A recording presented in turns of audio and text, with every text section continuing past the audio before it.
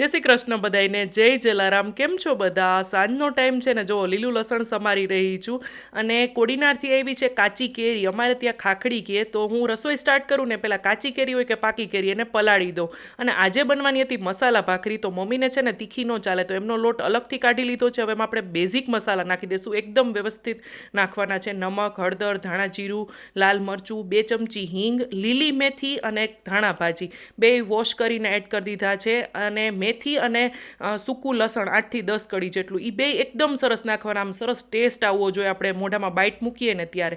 2 ચમચી જેટલા તલ નાખી દીધા છે. હજી તમે આમાં લીલું મરચું કટકી કરીને, ખાંડેલું જીરું બધું એડ કરી શકો. મુઠ્ઠી વળતું તેલનું મોણ નાખવાનું છે એટલે સરસ ક્રિસ્પી થાય અને અંદરથી પણ પોચી થાય એના માટે 2 ચમચી જેટલું દહીં એડ કર્યું છે. હવે આનો આપણે છે ને સરસ કઠણ લોટ બાંધી લેવાનો છે. મેં અહીંયા લુવા પડ્યા છે, પણ લોટ એકદમ કઠણ હોવો જોઈએ. જરૂર હોય ને એટલું જ પાણી નાખવાનું.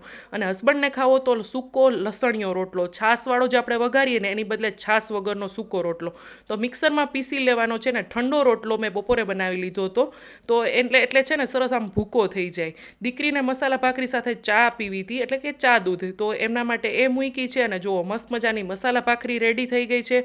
અને એના ચા દૂધ અને સાથે હતી કાચી કેરી. આપણે જે મસાલો હોય ને અથાણાનો એ એડ કરી દીધો છે. અને અહીંયા જો આપણો સૂકો લસણીયો રોટલો પણ રેડી થઈ ગયો. હવે શિયાળો પૂરો થવામાં છે, તો આ બધી વસ્તુ બનાવી લીધી. બહુ જ સરસ ટેસ્ટ આવતો હતો. તો બસ આ રીતનું રહ્યું. આવજો.